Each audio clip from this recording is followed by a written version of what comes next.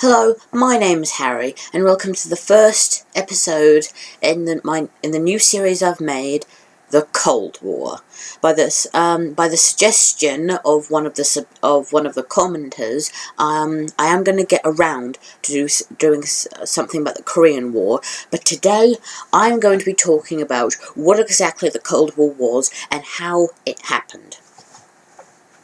The Cold War wasn't a war. And the cold part is the interesting part, because the idea was, it was basically a staring match between the United States and the Soviet Union. The Communists and the United States were quite wary of each other during World War II. The United States was, of course, a democratic country, but they weren't into the whole Soviet Union idea of communism. Just to point something out, capitalism is basically, you buy your spade, you have to give something for an item like a spade, and you can do whatever you want with that spade.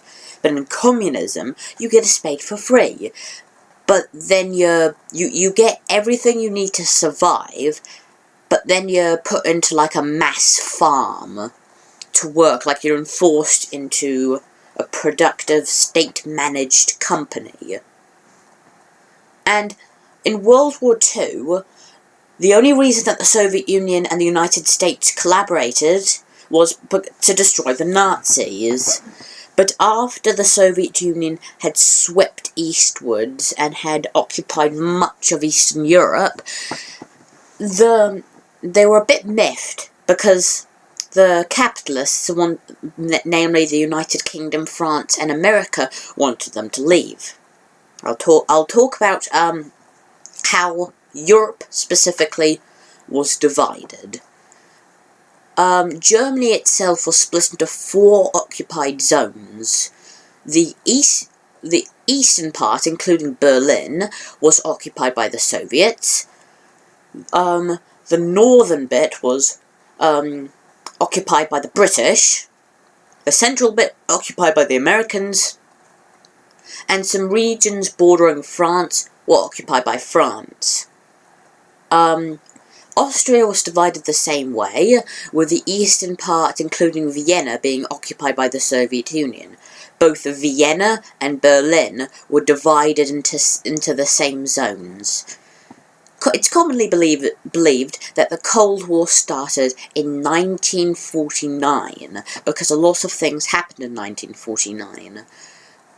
And a lot of things happened before it. Specifically in 1949, the French, British and American occupied zones of Germany united to form the Federal Democratic Republic of Germany, or as we know it, West Germany, whereas the Soviet occupied zone was united into the People's Democratic Republic of Germany. The countries that had been overran by Joseph Stalin and his communist and his Soviet armies were Yugoslavia, Albania, Romania, Hungary, Czechoslovakia, Poland, Austria, and Germany. Poland, Eastern Pomerania, West Pomerania and East Germany was given to Poland, putting it at its present-day borders. The province of East Prussia was divided between Poland and Russia. Carpathia was taken from Hungary and given to Russia, and Russia reasserted itself in Transnistria, Moldova and Odessa, regions that had been occupied by Romania in World War II. Though Winston Churchill insisted upon democratic government in these states, feeling a bit betrayed because the war had started to protect the liberty of states such as Poland, they were all basically scams, and communist governments were set up in Czechoslovakia, Poland, Romania, Bulgaria, and Albania. when the Soviets came in, there were already communist organizations in Yugoslavia led by General Tito. And when the Federal Democratic Republic of Yugoslavia came to power, with Joseph Tito in charge, he didn't actually join the Soviets. It was his personal view that joining the Soviet alliance would only start another World War III. In 1949, when NATO was created, the Soviet Union reacted to this by creating the Warsaw Pact, named after the city it was created in, Warsaw, the capital of Poland, and all of Russia's satellite states joined up. On the other side of the world, Africa and Asia had begun decolonizing. Indonesia became incredibly paranoid towards communists, and when East Timor got independent from Portugal, Indonesia reckoned it was too pro-communist and invaded, and only recently has let it go free. The Chinese Civil War, which had started in the 1920s, had briefly stopped when the Japanese invaded, and the warlords, communists, and nationalists all united against the Chinese. But nearing the end of the war, the alliance between the communists and the nationalists started to fall apart, and in 1946 the Civil War started again. But this time, because the Russians had had attacked the Japanese and invaded Manchuria and Korea, military bases in those regions were given to the communists. And so, in the war, the communists basically routed the nationalists, and in 1949, Chairman Mao Zedong declared the People's Republic of China, and Chiang Kai-shek, who used to be the leader of the Republic of China, the nationalist forces, and the fourth greatest Allied state in World War II, fled like an abandoned warlord to Taiwan with the remnants of his nationalist forces, and that's how Taiwan was created.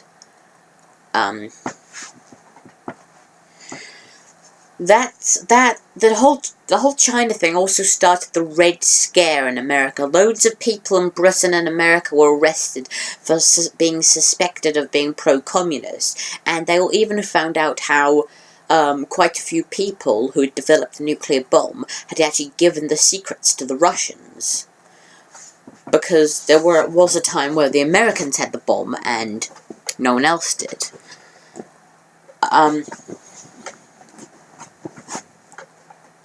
Then there was the whole stalemate in Europe.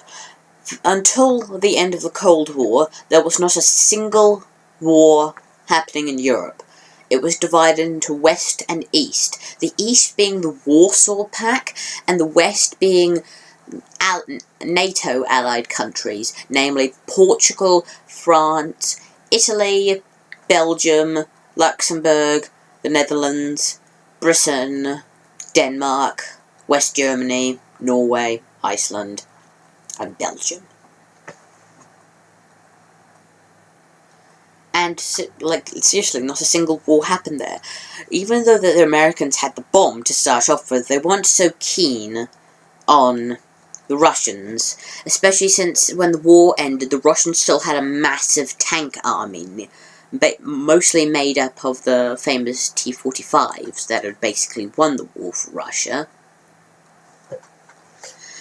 And then I'm going to set the groundwork for what's going to be the next video, the Korea War.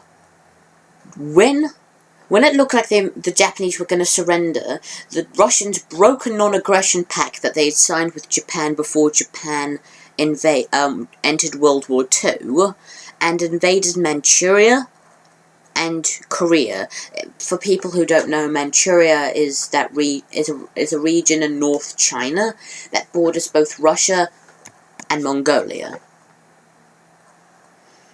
But But the Americans, fearful of Soviet expansion, landed in South Korea and occupied the region that we now know as South Korea, and so did the Russians. In the region that we now know as North Korea, the Russians wanted a communist regime, and so created a regime that, in their northern occupied zone, that laid claim to Korea. But sadly for them, the Americans had the same idea. In the next episode, I will talk about the Korea War. If you have any more questions, I will clarify them in the comment section. And on a final note, tinkety tonkle fruit and down to the Nazis.